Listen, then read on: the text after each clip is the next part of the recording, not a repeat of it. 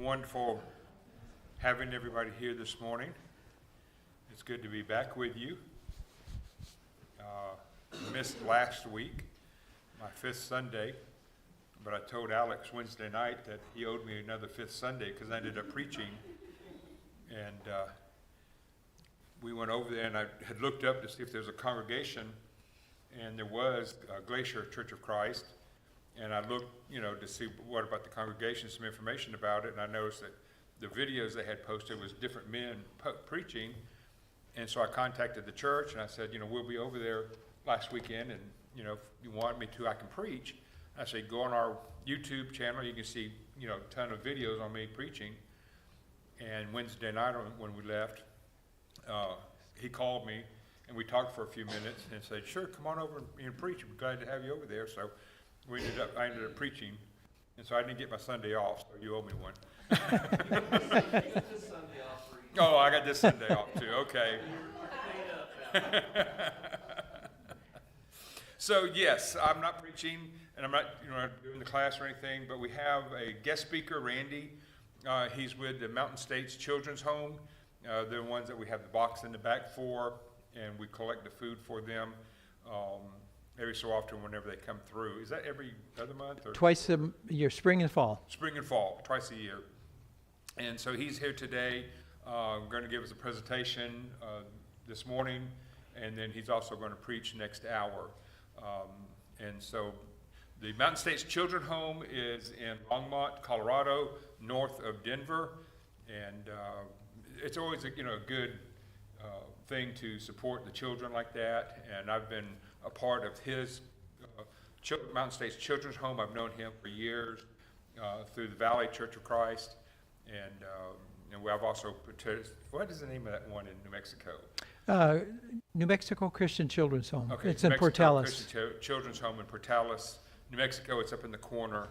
I visited it, and the first one I ever did was Child Haven in Alabama. I did that in 5th grade. Our teacher took us up there, and so I've always been associated. That's a part of my heart is working with kids and everything. So anyway, I'm going to turn it over to Randy, and thank you for being with us today. Thanks. Well, good morning. All right, this is working. Great.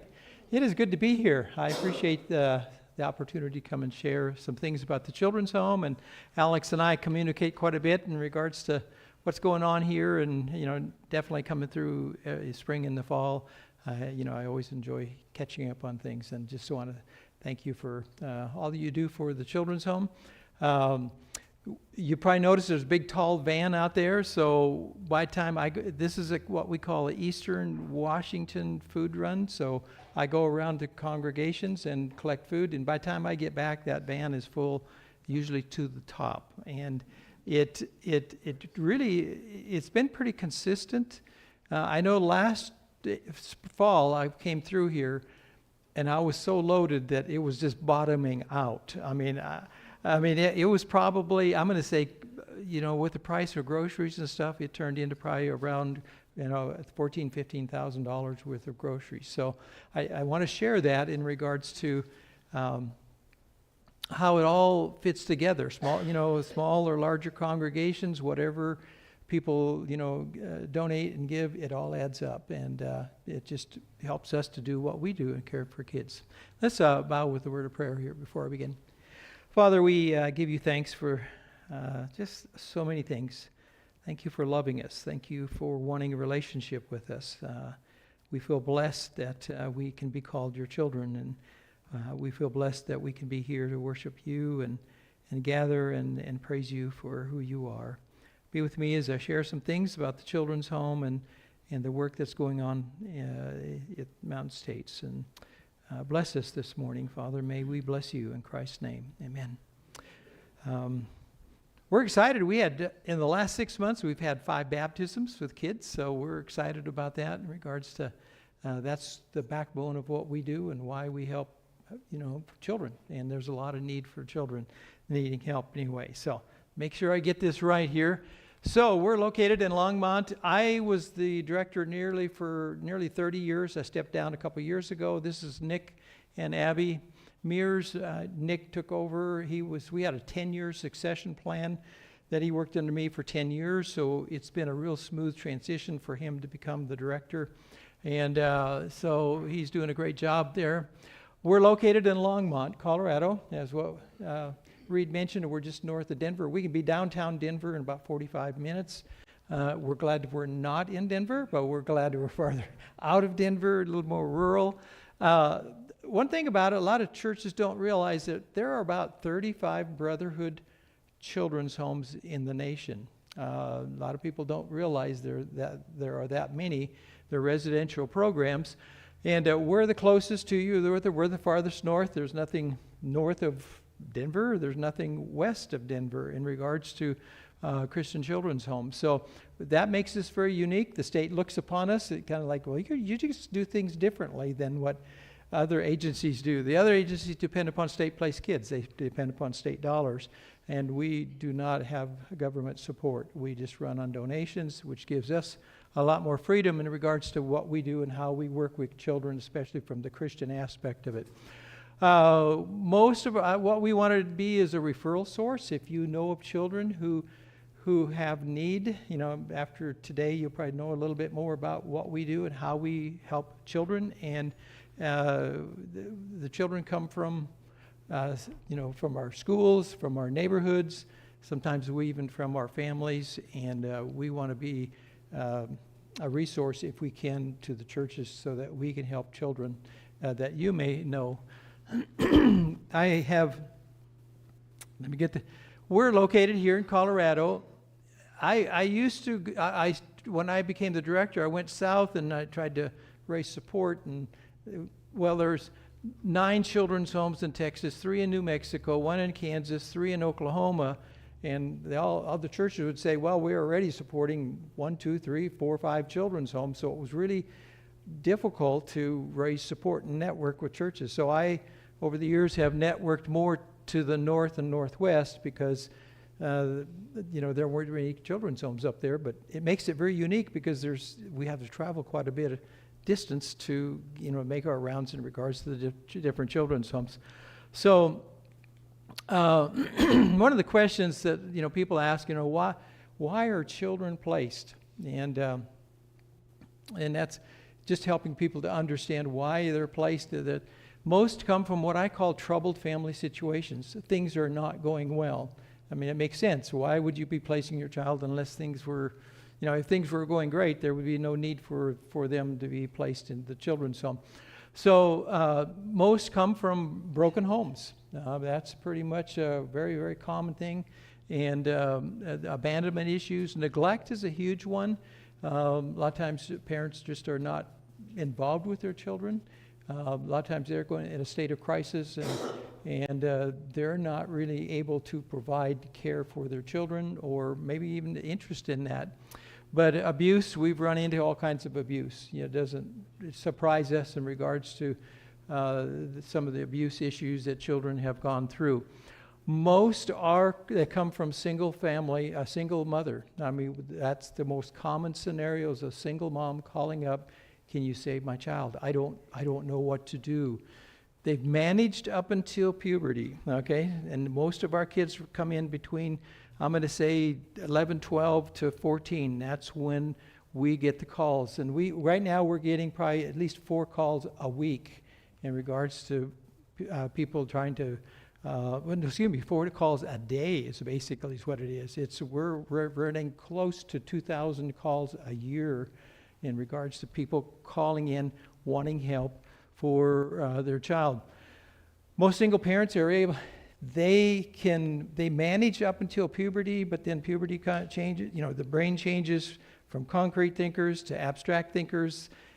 Adolescents, their friends are more important, and they develop that support system with their friends, and they start minimizing parental support system, especially a single mother struggling because she's trying to hang on to her child, tries to be a buddy to their child in hopes that the child would, grow closer to her, but a lot of times that doesn't work, and we have to encourage them to be a parent. You need to be a parent. You need to set structure and hold them accountable and guide them that way. So all of our kids are privately placed. We don't take any state-placed kids. So that's what makes us very unique in that sense. All of the kids are wounded. All of them that come in, I've been in child care for 42 years. All of them come in, they're angry, they're wounded because of the chaos and the struggles that are going on in a lot of times dysfunctional family situations. They feel cheated. They want a mom and dad. You know, how many of us wanted a mom and dad when we grew up? We wanted that stability and that security that a family would offer. And a lot of trauma issues, a lot of trust issues that they have when they come in, because a lot of times there's that abuse or neglect, and they're afraid to get close to people or to the caretakers because of those type of issues. Excuse me. One of the things, we sat down with a consultant here a few years back, and we were trying to maybe, I say rebrand, that's not really what I want to call, just kind of update. What do we do? How do we help children? And we worked with this guy, and he said, we kept talking, and he kept asking questions. He says, you keep saying you provide a deeper level of care. He said, what do you mean by that? And it just struck us because that's just kind of the routine thing that we don't really talk about. We know we provide a deeper level of care. And, part of it, there was the different pillars of what we offer, and it came back to, Luke 2:52, where it talks about Jesus grew in wisdom and stature and favor with God and with men. And we realized that, what we're providing, there's 4 pillars in regards to, the care that we provide, which secular agencies and other agencies don't provide, and that is that we provide educational, that's part of the wisdom part, physical in regards to stature, helping them to grow and in the areas they need to. Spiritually is that all of our kids go to church with us, and we feel like that's a key component in everything that we do, which secular agencies don't offer. And also in regards to socially, helping them to get along with man, and we recognize that is what we provide, where other agencies, especially, like I said, if I take a look at Colorado, we're the only one that operate the way we do.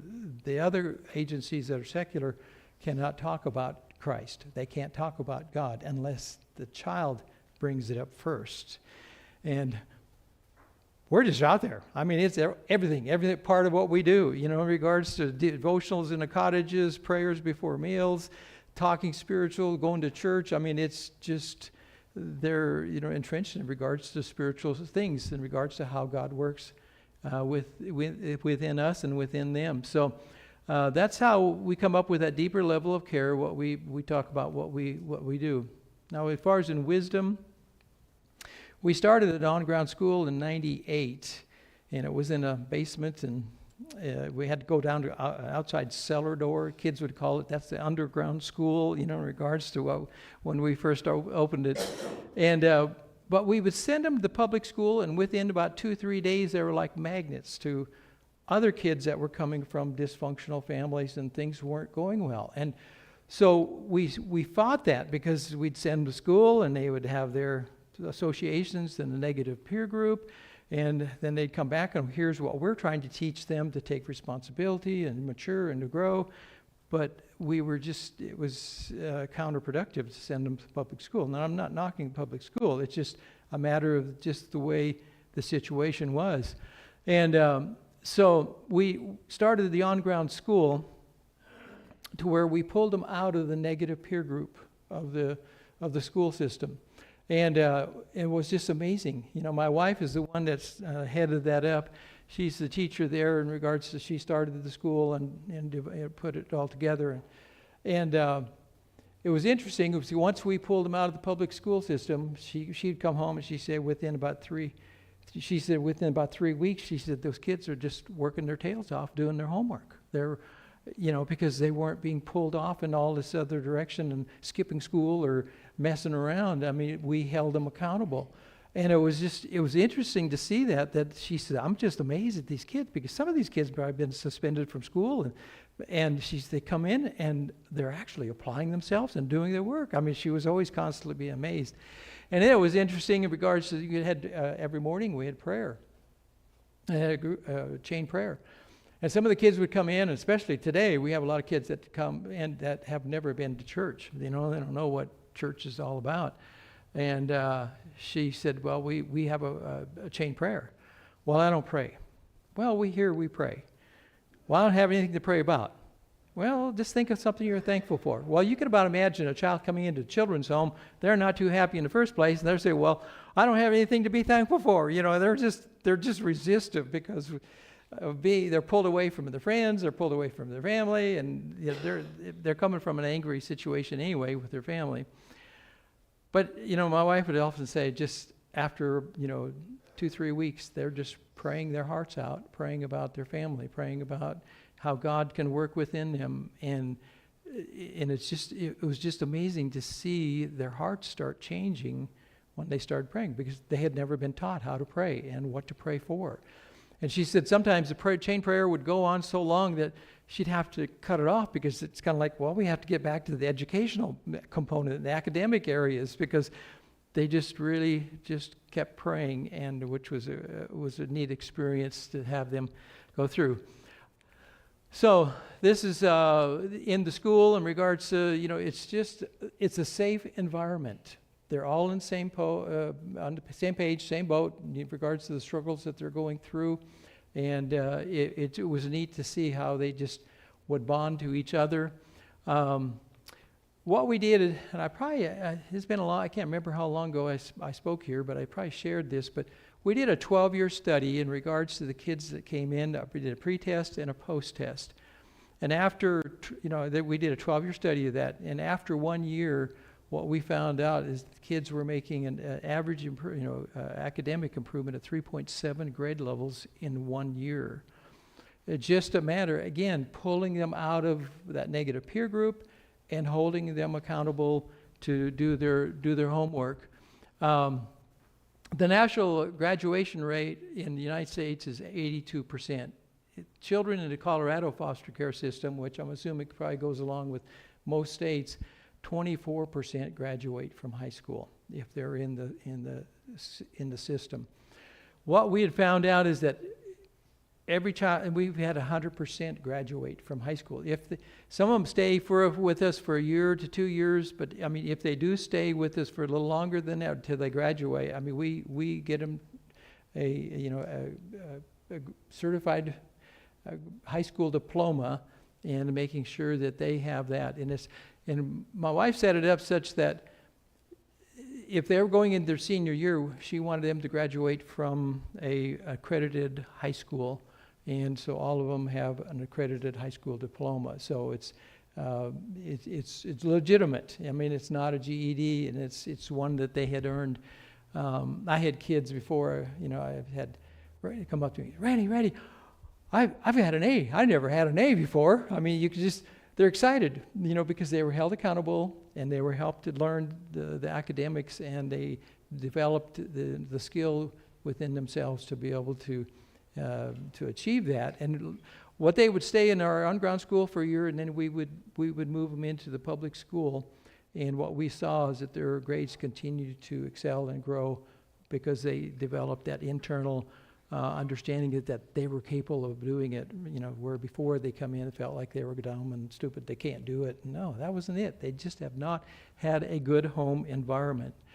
In stature, here's some of the cottages in regards to, this is a picture of a work group coming out, working from the community, but we have, this just shows some examples of our houses.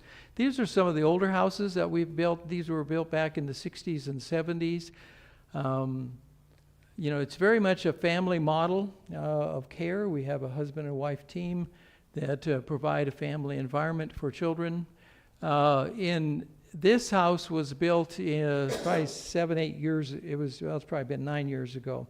And we put an effort out in regards to like a habitat house. We wanted to pull the community involved in helping them to understand what, to be involved in building a cottage.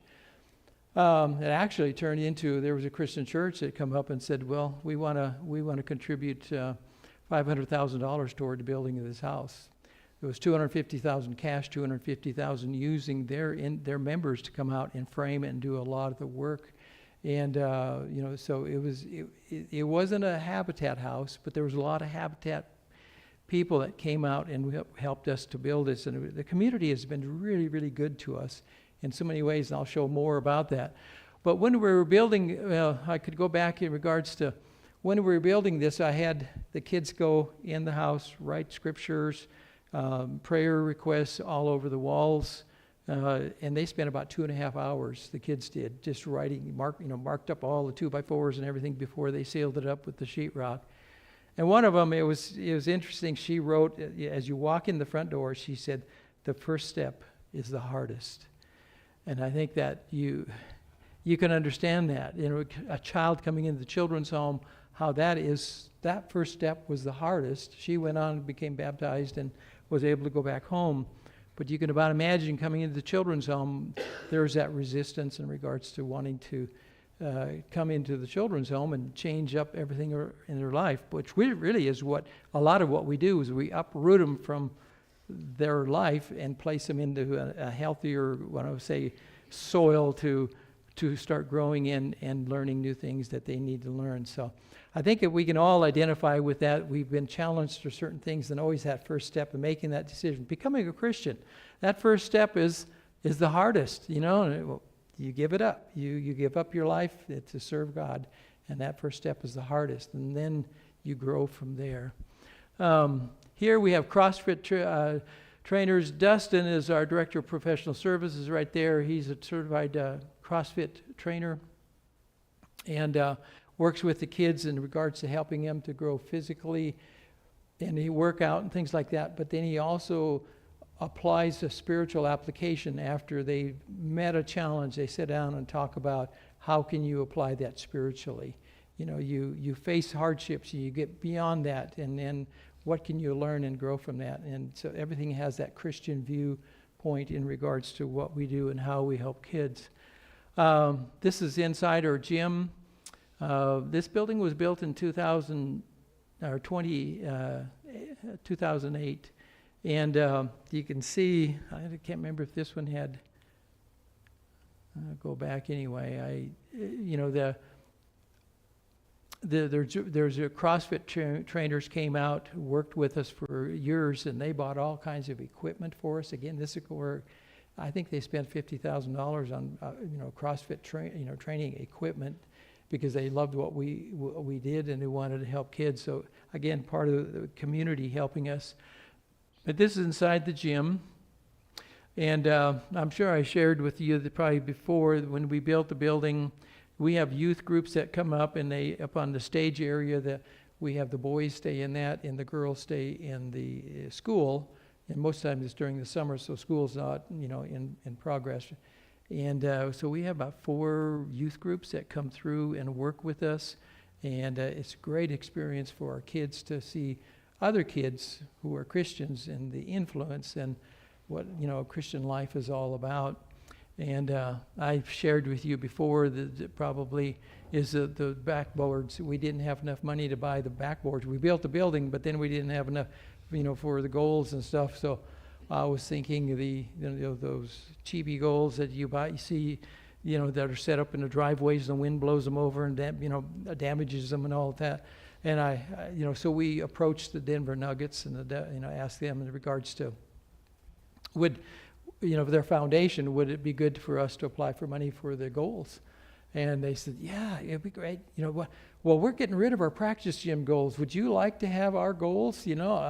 And I thought, what timing. Thank you, Lord, for that. So we got these are the real deal from the Denver Nuggets. I mean, the goals, their practice gym goals, they brought them out, set them up, and then they said, make sure you tell all the kids that Michael Jordan and Shaq all have dunked on these hoops, So that was pretty cool, and so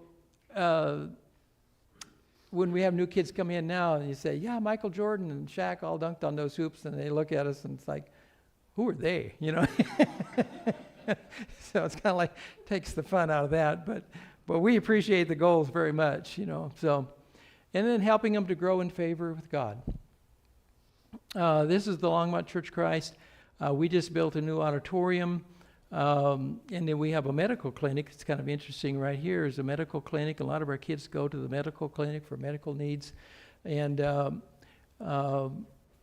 but church is the backbone of why we do what we do. I mean, there's a lot of other secular agencies provide a lot of good services, but we provide that extra in regards to really helping them to work through a lot of issues. And I'll be talking about wounds because all of our kids are wounded. And we want to help them spiritually to heal from the wounds. The other thing in regards to when a youth group came out, we have campfires and devotionals, and they're part of the leading in regards to spiritual activities, and want them to get to know God's Word. As I mentioned to you, we had 5 baptisms in the last 6 months, so that's the real goal of why we do what we do. And here's another picture in regards to a youth group coming out, and again another devotional time and interaction time for our kids to be involved with other kids. The baptisms, there's a picture of one of the kids being baptized. And then in favor with man. Dustin's been with us probably for 18 years and been really good at counseling with the kids and setting up the program to help kids to work through the anger and the issues that the kids have.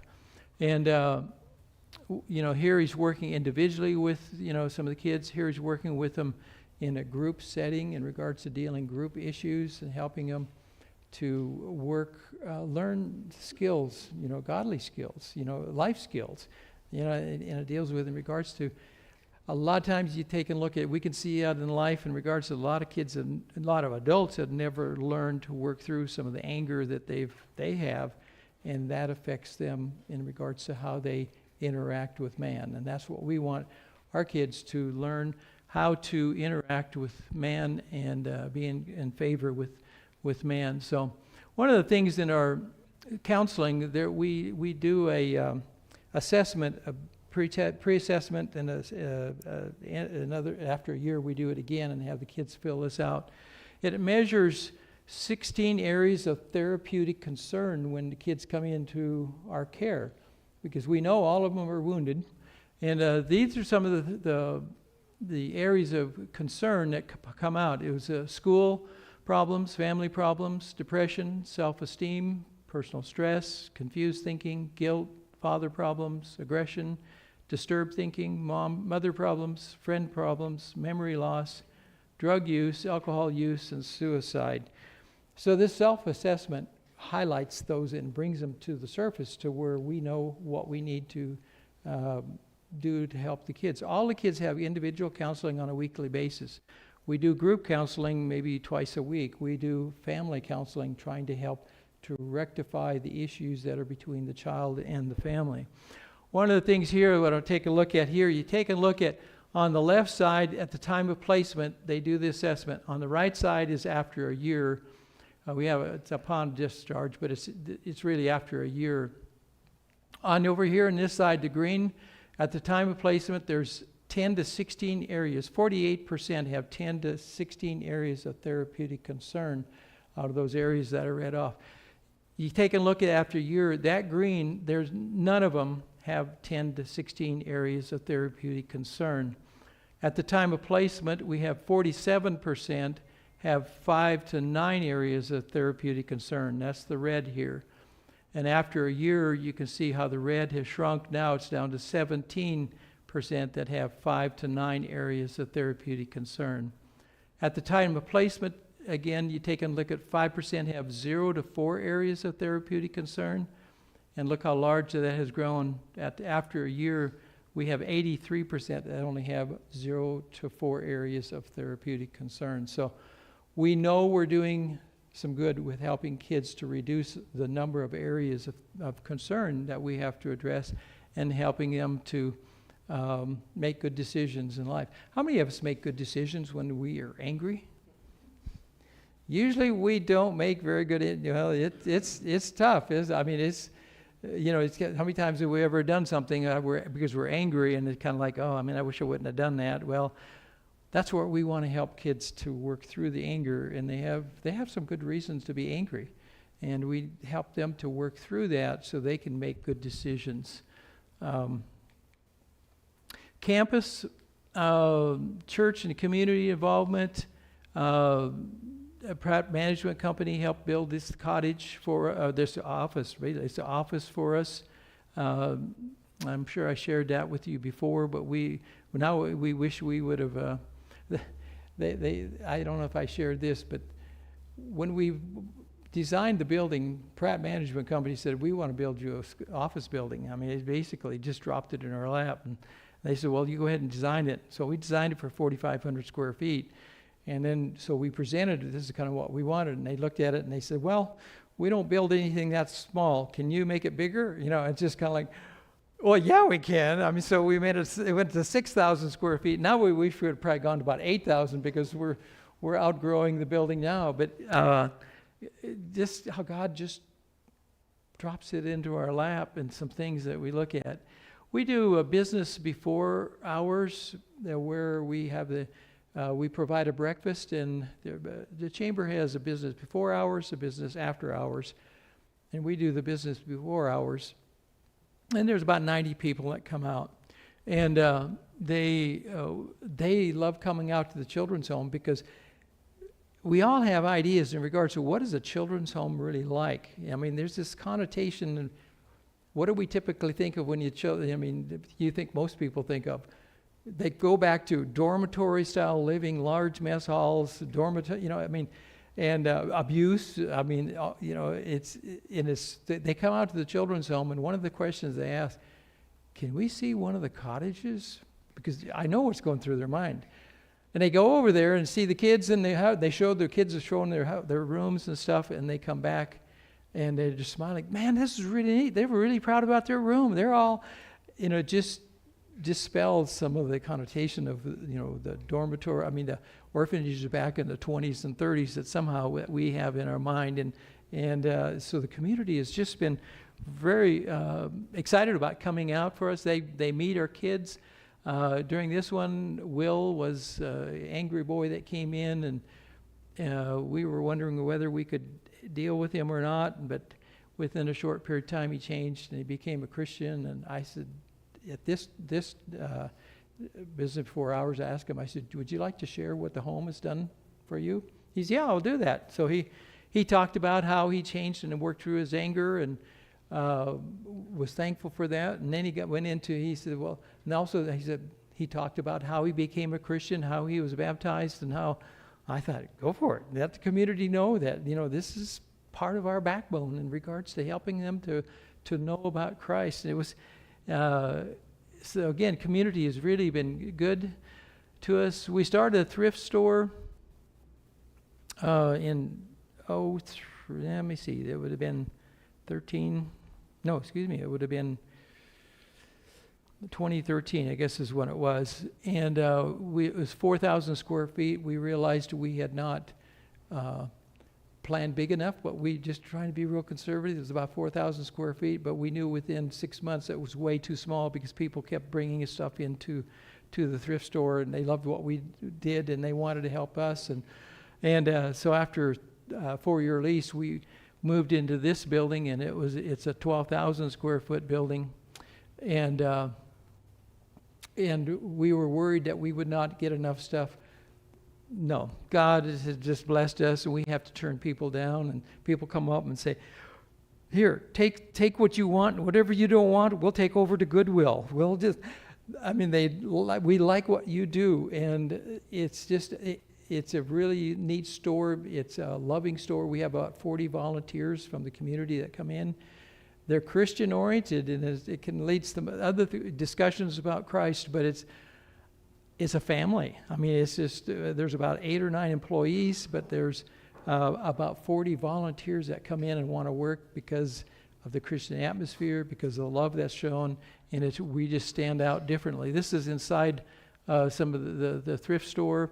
We were able to buy the building here because in the lease, we have to pay for the taxes, the Longmont community raised the taxes from 26,000 to 42,000. And so if we owned it, then it would be a nonprofit and we wouldn't have to pay the taxes. So finally the lady that owned it said, she wanted to sell it, and we jumped on it. And because that's $44,000 or $42,000 could have, that went a long ways in regards to making a payment, rather than just going for taxes. So again, God has opened that up. But the community has been very involved in regards to, and they learn about us and they love what we do.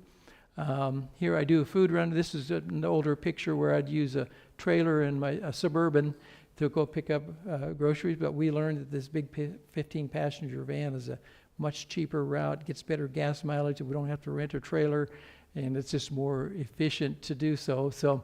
But here's the kids unloading the food. It's interesting to watch them unload the food because they're looking in the boxes of what's in the boxes, what they're going to be eating. I mean, they get excited about that. So, Coloradans, this is a car club that has been helping us since, I went to work for the home in 92, and they had supported us for years, and they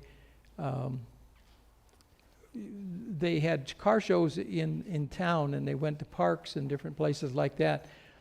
But the city started charging for the use of the park. They would charge in regards to, they had to hire extra police, they had to hire extra garbage crews, and it just got so expensive, it really cut into their net profit, which helped. It was going to us at that time, it was the Children's Home and Meals on Wheels. And one day the president came to me and he said, can we have the car show at the Children's Home? So I said, yeah. So we have a car show. This has been going on about 7 years. They charge $30 to bring your car in. You can show your car. And the people said, we love it because we know where the money's going. We get to meet the kids. We don't have to worry about our cars being keyed, because in the parks, in the public like that, they're worried about their cars being, keyed. I didn't ever stop to think about that, but it was. And they just said, we love coming out here. And here you take a look at, this is when they give out awards at the car show. There's about 450 people from the surrounding community coming in. And it's just a great time for them to learn about us. They allow the kids choose a car, so they get to choose about 4 cars, and it's cottage 1 choice, cottage 2 choice, and it's just really a fun day. And we've had so many people say this is the best car club or show, that we go to because of who it supports and how it helps people. And they also want to go in to see the cottages. And we get the same result. The cottages look so cool. That's neat. The kids love it. So it's kind of dispelling all of that connotation. We have a clay shoot for some of you guys that ever like to come down. And we have in July, we have a clay shoot tournament. That draws a lot of people to be involved with us. We have a benefit dinner, or a gala is what we call it. It's in the middle of August. Right before COVID, we had about 525 people register to come to that. When we started, we had about 120, and 75% of them were church members, 25% community. When we were at the 500 amount, it's probably about 75% were community and 25% were church members. It was just in regards to how the community really embraced us. COVID kind of killed it, shut it down for a while. We're back up to about 350 now. Not quite as big of an event, but still a huge an event for us. New developments, transitional living program. One of the things that we saw we needed is when kids stayed with us more longer term, graduated from high school. A lot of times they had a hard time after they graduated. We do have one at Oklahoma Christian right now, but we saw that when they graduated, it was really hard for them to, make a living and get out on their own. Especially, the kids that stay with us longer term don't have a good family for them to go back to. I mean, they don't have a mom and dad or anybody to support them. So we were working on this for a long time. We looked at a house that was just south of our campus, worth about 3 miles north of Longmont in a rural area. And with this house, we just kept, it's interesting in regards to how God just makes it clear as ever. We pushed the house that we were looking at. We thought we'd just have a couple move in there, be life coaches, help kids that graduate from high school to get on their feet and become, self-sufficient. And we ran into more snags with this process of trying to buy this house. Finally, we just give up. 2 weeks later, one of our members drove by this apartment complex in Berthoud, which is 6 miles north of the children's home. And it was, you can tell it was an old motel that had been remodeled into small apartments. And there was a little sign out front, and it just said, it was for sale. So we called, and it was an attorney that was handling it. It didn't go through a realtor. The attorney was handling it, and he says, I'll show it to you, but he says the owner has 3 cash offers already for the property. And he said, I don't know why he's not taking it, but, yeah, I'll be glad to show it to you. So we went and he showed it to us, and we were sitting talking to him, and we found out it was a member of the church that worships with us that owned it. We didn't even know that. And it was just kind of, and once he found out, he says, that we were interested in it, he said, well, you guys are getting it. And you just take a look at, why didn't he take the other offers? By the time we closed on it, he had another offer. He had 10 offers.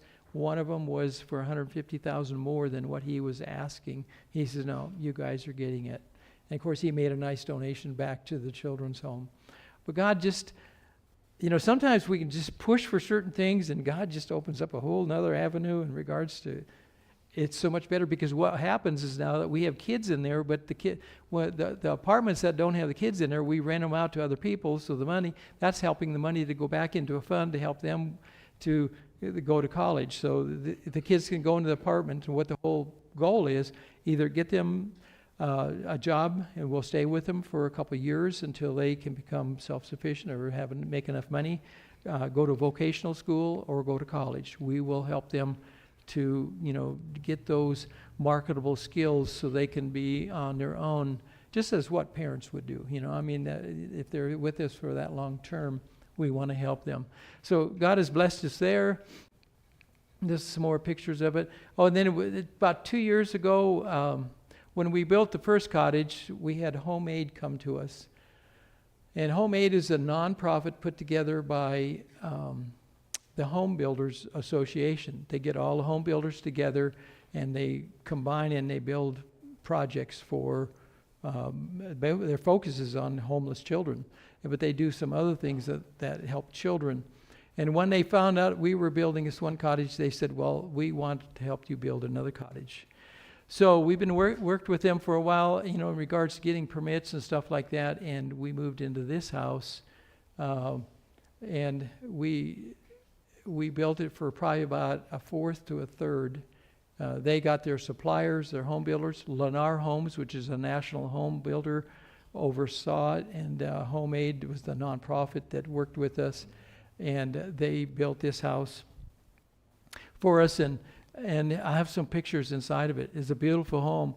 They called me up and they said, Randy, when we were getting close, they said, we have these model homes here, and we're going to get rid of all of the furniture. So you can come in and you can pick out all the furniture that you want.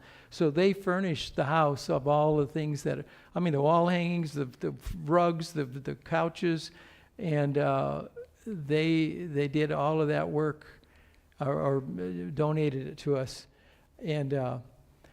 And when we dedicated that house, they come to me and they said, Lennar Homes and Home Aid, both of them said, you let us know when you want to build the next house. Well, in February, I went to, the Home Aid has a big breakfast where there's about 650 home builders, suppliers, and everything. They have this big breakfast, and they talk about all the things they did in the past year. Well, both Home Aid and Lennar came to me again, and they said, you let us know when you need another house, because we'll build it for you. So God has just opened up some doors We are in need of a set of house parents. Since COVID, we just have not had anybody apply. We had needed a counselor, and that members of the church. It's just hard to find that, and then also in regards to a house parent. So if you know of anybody that would be good at it, we're looking forward to hiring somebody there in that area. All right, I think it's 9 or 10:15, so, or 10:45 rather. So any quick questions? Yeah, that was a lot in 15 minutes, wasn't it? Any questions? I just want to say thank you for helping us. We just appreciate it. And yes. How old are they when they graduate? They're going to be right around 18. Yeah. We work a program of trying to get them back home with their parents if all possible. So some of them come in we look at about a year and a half, and then some stay for 3-4 years until they graduate. But, we try to rectify the issues at home, strengthening the parent, to be a better parent, give them parenting skills, and to go back home if they can. It sounded like you have a program for those that have graduated from high school to go to community college or something like that. That's right. Yeah, with that apartment complex, once they graduate from high school, the state says they cannot be on our campus because they're an adult. You have to move them to a different facility. Yes, which is about 6 miles away from our campus. And so then we'll stay with them and help them. If they don't want to go to college, we'll work with them. They can we'll work with them in regards to staying in an apartment. But here's the rules. And we want them to get a job to where they can make a living on it, or go to vocational school. We'll help them to go to vocational school and help pay for some of the costs, to that direction, or go on in regards to community college. We have one girl right now that's gone to Front Range Community College. She's just graduated from her 4-year college. She's She's right now applied to go on for her master's and doctorate work in regards to forensics. So, yeah. Come back to work as people that work with children. Do they ever come back that way? Well, I haven't had anybody recently, but I know when I first worked for the children's home back in '92, there were 3 couples that I learned about that grew up in the orphanages back in the 20s and the 30s, and they wanted to give back to the community, yeah, or back to children's homes, yeah. Yes, Reed. How many children do you have? We can keep 24, up to 24 right now. We're down because we're short a set of house parents, but there's 6 place kids per house, yeah. All right. Yes. So, a lot of the problems that families face is that the public school is teaching our children to be rebellious against their parents. And I know the history behind it. It's a long-standing history. Do you ever find yourself with the opportunity to encourage homeschooling between the parent and the child? I can't say for sure we've done that. We try to definitely instill in the parent, usually it's mom, is that you're the authority figure. Your children need to be under your authority. Schools are undermining that intentionally. Right. So how do you get around? How, I mean, parents can only do so much. You put your kids in the public school system. yes, The school system says they're mine. right. Oh, yeah. How do the parents get around that? That's a good question. I would, I definitely would think that we could, homeschooling would be the best thing to do if they're capable of doing that. Yeah. Yeah, exactly. Yeah. Authority is one of those big things that we talk on. I mean, that to understand God's structure for parental authority, which is the whole culture is against a lot of that, that type of thought. Yes. When they turn 18, they have to leave. They do. Well, once they graduate from high school. Yeah, then the state does not want them to stay on campus. And that's where we we wanted to provide an opportunity for them to, that here's an option if you want to do that, yeah. So we have 3 in an apartment complex, yeah, or 2 in apartment, 1 at OC, yeah. So there's a need, there is definitely a need. Yes? Do you have retention services for the ones that stay with you after they graduate, like placement, like job placement, retention services? We don't, I mean, we work with them somewhat. People, you probably have a network. We do, yeah, in that sense. I mean, I can't say we have an official program, but yeah. Retention services available that you can at least. Right, yeah. Oh, yeah, we would help them to try to get to find the resources they need to, to continue their development and growth. Yeah, yeah, because that's what we want, ultimately, them to succeed. Yeah. Okay. Well, thank you. Appreciate the questions very much, and I hope this has been helpful to see what we do and how we help kids and how you guys help us. We appreciate it. Thanks. Mhm.